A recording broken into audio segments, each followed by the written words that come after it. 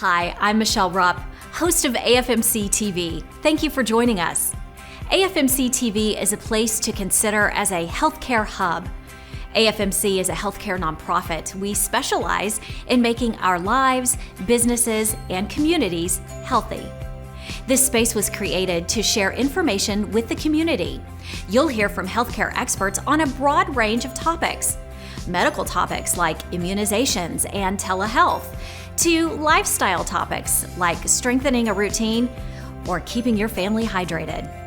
Our promise to you is to keep you informed in a digital way, providing useful information to you and your family. Again, thank you for joining us and welcome to AFMC TV. About the vaccine. In the next hour, very hard to play. This video will provide ideas and also make sure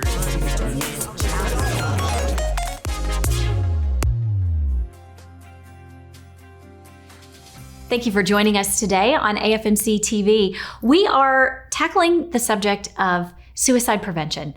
September is Suicide Prevention and Awareness Month, and so today's episode is dedicated to all things mental health as well as suicide prevention. So we thank you for joining us this morning.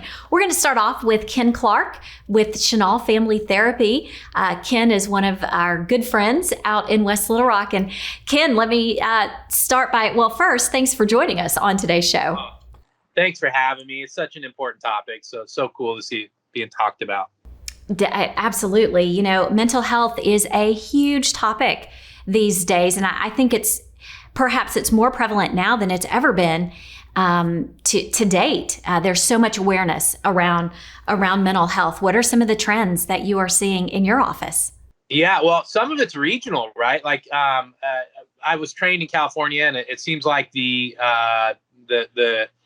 Mid-South has really discovered mental health in the last 10 or 20 years. And so, number one, we're seeing a lot of people wander into a therapist's office or a psychiatrist's office for the first time in their lives, for the first time maybe in their family history that they know about. So one trend is we're seeing a lot of people discover how great this is, how the stigma doesn't match up to the value. It really is so valuable for so many people. So in a positive sense, we're seeing more people ask about it and ask for help and conversation than we ever have. In the midst of COVID in particular, we are seeing some trends. We are seeing things like alcohol use and substance abuse kind of go through the roof. It turns out when you're sitting around all day, as opposed to going to work, it's a little easier to get into your stash or whatever. And so we're seeing some pretty substantial problems coming out of COVID. A lot of anxiety and depression and even PTSD, kind of post-traumatic stress disorder, with the first time the world kind of shut down, and we thought we were getting out of it. Now it seems to be shutting down again, and there's a lot of panic around that. We're even seeing some interesting stuff like folks that are going back to the office that thought they couldn't wait to get out of the house and go back to school or whatever. There was a certain slowness to being home, to being with family, to finally getting to sit and have a sit-down meal with the people you love. There's a lot of grief for people as life restarts. So a lot of trends, a lot of feelings. I would tell you the biggest trend is everybody's in their feels somehow about something. And again, yay, people are finally taking the initiative to talk about it. You know, I know just how much it helps just to have that person that you can just get it off your chest. You may not necessarily be looking for an answer, but just someone that you can talk to. Oh, yeah. You know, I think we don't give enough credit to the fact that we do all this thinking in our head that never comes out of our mouth, you know, and it could be talking to your dog, but a trained therapist is probably better, or a good friend. But the reality is when we have to think about something and move it to words, and we hear ourselves as we say it, there's a whole different level of processing that occurs when we talk with somebody. Just hearing ourselves talk is one of the huge values of going to therapy. That's before they give you any wise words or valuable tools. But then on top of that, one of the big things I love about what we do as a field is what we call normalization or universality. When you're sitting in there and a therapist looks at you and says, sounds like 100 other people that I'm seeing right now. And you're like, oh my gosh, it's not just me, and you realize you're not uniquely broken, but this is actually what makes you human and like everybody else you bump into. So I think between those two, getting to hear yourself talk and process in a different way, and the normalization of it all that a good therapist or a good friend or a mentor even can provide is so valuable. So if I'm hearing you correctly, if we are talking to ourselves, we really aren't crazy? No, you're not. Far from it, I would think. You're not crazy, but unchallenged beliefs become unchallenged facts. Unchallenged fears become unchallenged facts. These things that bounce around in our head that never see the light of day, they win by default. It's like the other team not showing up for the match. It's a forfeit.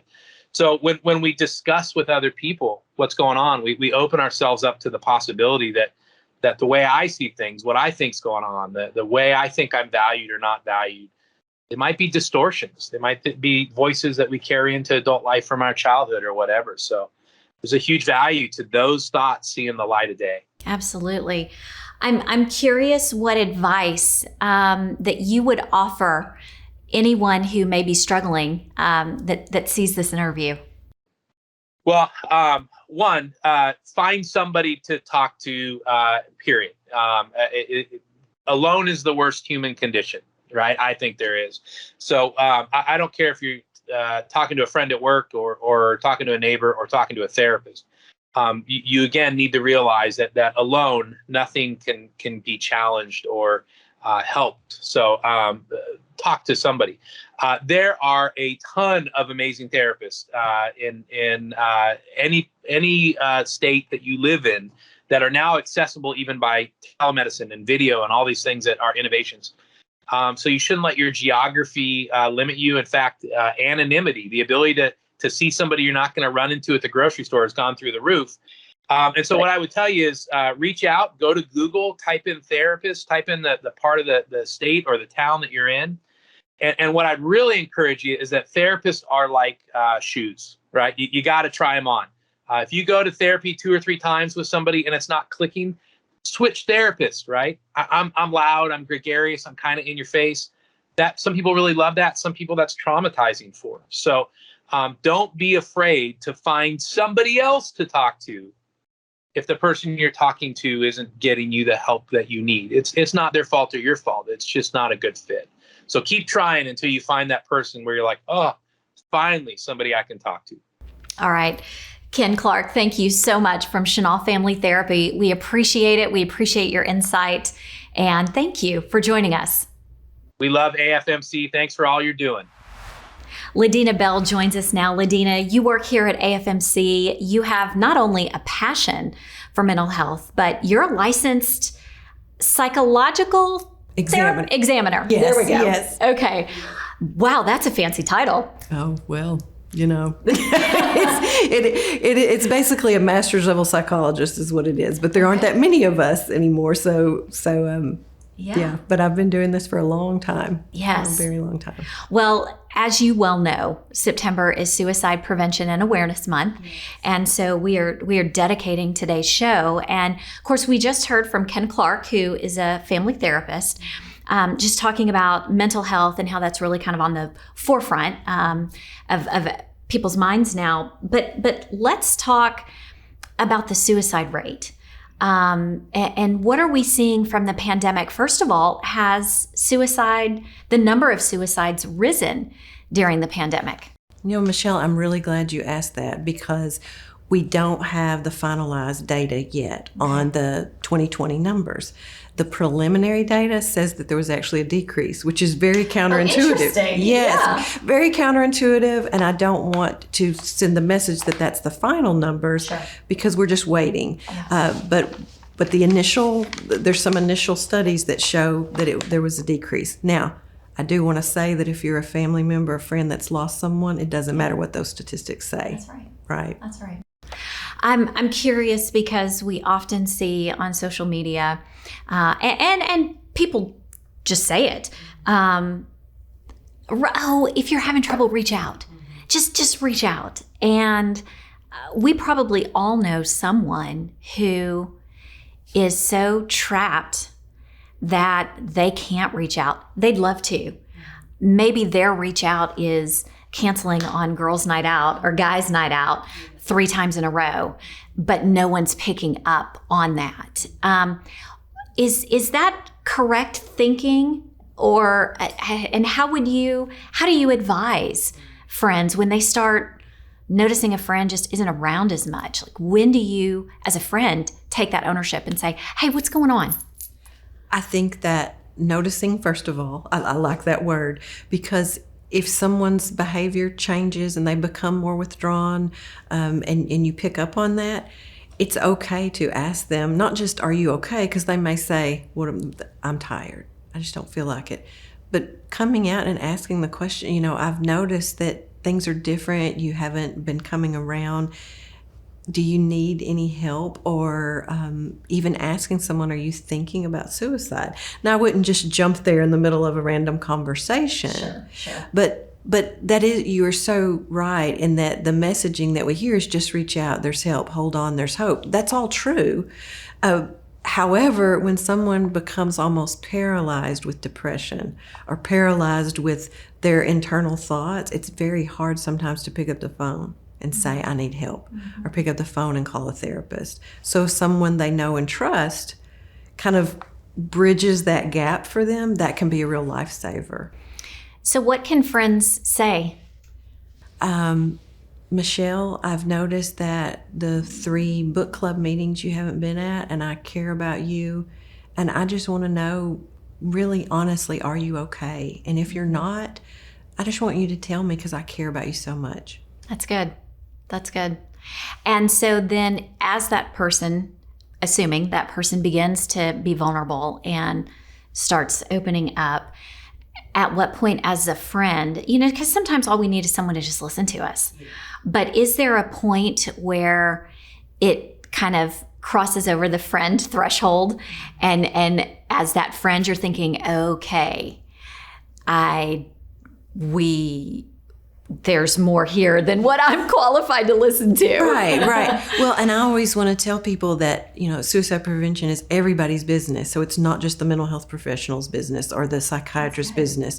It's all of our business. However, don't feel like you have to be a trained therapist and take on that role. So I would say, number one, normalize mental health. Like if you know someone else who went to counseling or or you did yourself, that's a great icebreaker. But just letting them know there is help. And I really always encourage friends and family members to go on www.afsp.org or suicidelifeline.org that talks about the signs and symptoms. And then telling your friend, sometimes it helps to talk to somebody else. We all have struggles, and seeking help is a sign of strength. Really having that conversation already reduces some of the stigma, right? Yeah. Because then they're maybe relieved that somebody goes, okay, I'm really, really struggling, and it's not just that I'm tired. Right. It's that I'm really in a dark place. And now Michelle's seen it, and she didn't run away, but she wants me to get help that I need, right? As my friend. My last question, just in our last 30 seconds, if there has been a history of suicide in the family, whether it was a parent, a grandparent, a sibling, those that still remain, those that are still living here in that family, are they at a higher risk? What's their risk?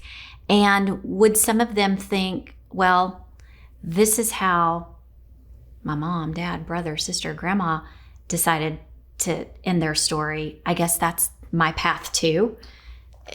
Those kind of thoughts definitely can happen, and we do know from research that people that have lost a family member to suicide are at higher risk of completing suicide.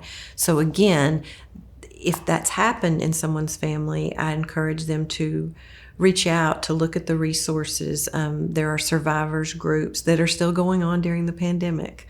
Okay. People can go on the AFSP website, and there are survivors groups.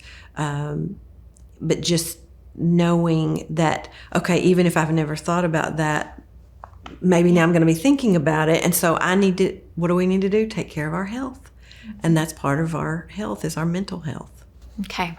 All right, Ladina, thank you so much Thank you. for coming in and having this conversation with us. I appreciate you for having the conversation. Yeah, it was a good one. Thank you very much.